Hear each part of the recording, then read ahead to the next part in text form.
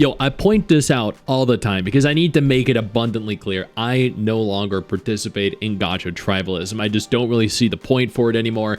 If you like a gacha game, you play the gacha game. If you don't like another gacha game, you just don't play the other gacha game and you move on. You don't waste your life hating on something that doesn't involve you, that doesn't impact you, that you just don't care about. I love a lot of games. I've covered Wuthering Waves. I've covered Arknights Enfield. I play both of them. I've been covering and playing Neverness to Everness. I love and play Chaos Zero Nightmare. I've enjoyed Duet Night Abyss.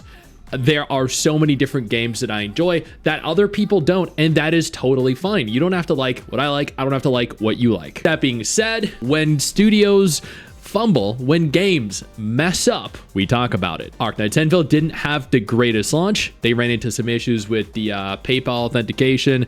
There were hundreds or thousands of people that ultimately ended up getting charged for something they didn't pay for. They remedied that pretty quickly within a couple hours. There were people that didn't like the gacha system, so they rated it very low, very poorly. 17 days ago, it hit 3.6 stars over on the Play Store. It then proceeded to dip down further to 3.1 stars. At some point, it actually managed to go to 2-point-something stars out of 5. Players everywhere were saying, game is end of servicing, the game is gonna fail, the game is gonna shut down, everyone hates it. I sat there the entire time, playing it, enjoying my time in it, and waiting to see how things ultimately ended up. Would they address the issues? Would they remedy it? Would they fix the concerns that players had? Or would the game just fold in on itself and end of service like so many people were claiming? Well, it turns out, a couple weeks after launch, the game is sitting at 4.2 stars on the Google Play Store. Out of 43,000 reviews, 1 million downloads. Now, I will point out here, there were rumors or speculation about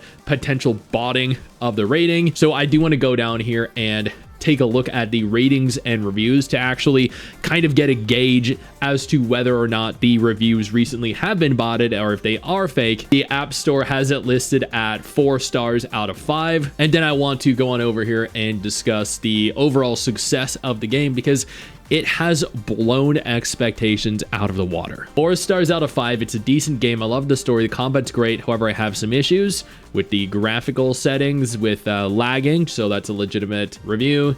5 stars. I put in 30 hours at this point in the game.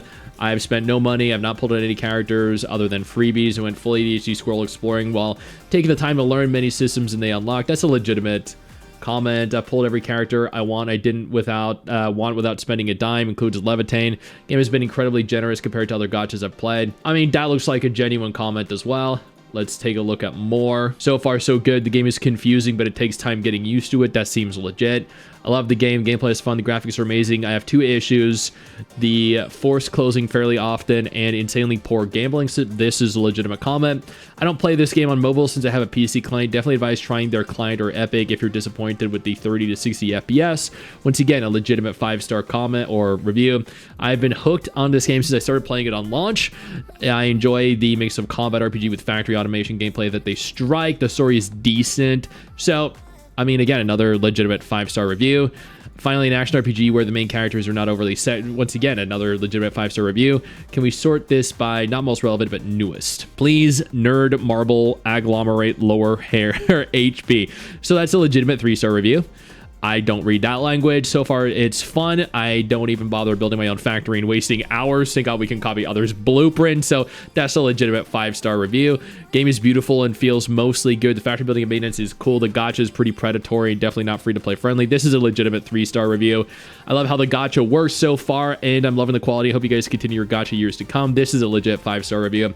Very fun, very good potential. Most negative reviews come because the game is new and you can't play it nonstop for a year. That's a legit 5-star review. Storyline is phenomenal. I like the grinding system. The characters are interesting. That's legit. The game is on another level of quality. The optimization is ridiculously good. That's actually genuine and true.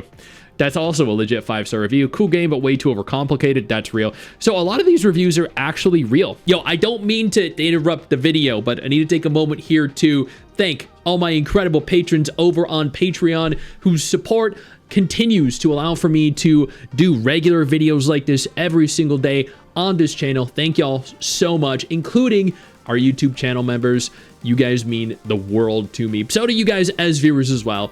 Now, without further ado, let's continue. Yeah, none of these are botted. These are all actual, real, genuine human beings leaving reviews. So what we can gather from that is that a lot of these new reviews that have been left are actually real human beings, which means the purge that happened of the botted reviews, but also the purge of probably the mass hate that was left initially was removed, right? That it was actually purged. Google took down all the 1-star reviews where people were just hating mindlessly, and then they also took down all the botted reviews as well. And what we're left with are real, genuine people, which means this rating here, several weeks after launch, is the real, genuine overall rating for the game, and that is pretty high. The reason it's so high, the reason people have been so positively receiving the game is because overall it's actually a very good game, a very fun game. I've been having a ton of fun in it, probably the most fun I've had in the last year in a gacha game. They've gone over numerous different changes, optimizations, quality of life improvements, things that they're going to be implementing and changing in the game over the course of the next couple months, which have been phenomenal. They gave away a free 6-star selector ticket, which is also incredible because it allows for you to get any character that is not the limited banner characters that you want or that you might have missed.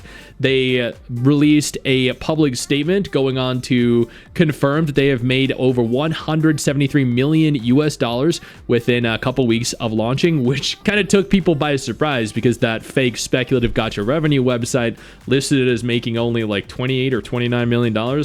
They also pointed out here that mobile in China only accounts for 40% of the total player base and revenue, and mobile globally actually only accounts for 30% of the total audience and the total spending players around the world, which means that a lot of players actually play on PC.